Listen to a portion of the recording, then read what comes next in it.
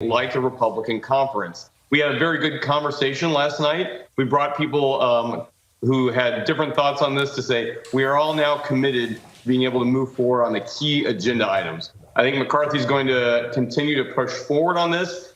I have not seen anything come out of that remaining 9% that says that they're going to change, other than they have looked at several different potential nominees. But again, we've had 60 days to get through this process, and we haven't got a plan of it. So I'm very focused on who's going to be able to deliver objectively a plan moving forward, whoever that speaker may be. Okay, so you said someone who would be like McCarthy. Did they give names? No, there's no plan that I've heard from the other side on this. In fact, several of them have changed their votes repeatedly on here. I think their intent is good. They want to make sure that we're having a fulsome conversation that brings the entire conference together.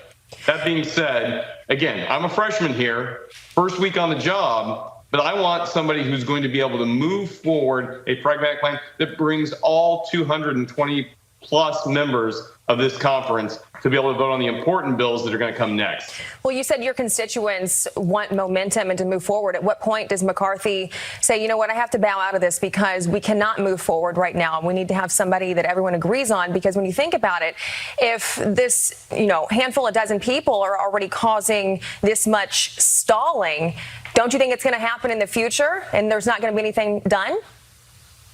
Look, this is not about McCarthy. This is about the Republican conference and what we can do if we work together as a team. So there's got to be some collaboration amongst the entire group.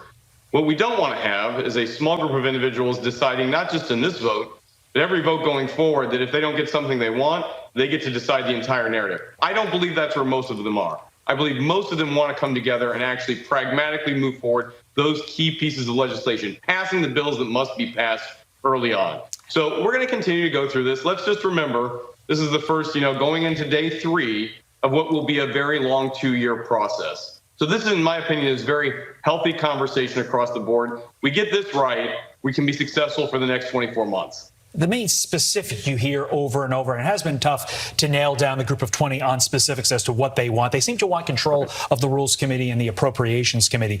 Do you think there's anything now that McCarthy could give that group of 20 to sway their vote to him, or are we past that point?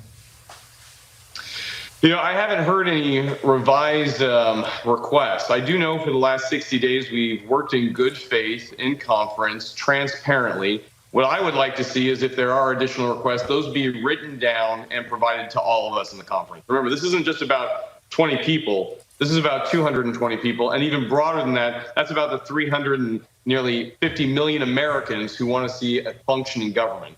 So as we move forward on this, anybody who has additional requests needs to bring that before the conference like we would with any other kind of a rules request. Other than that, you've also got to remember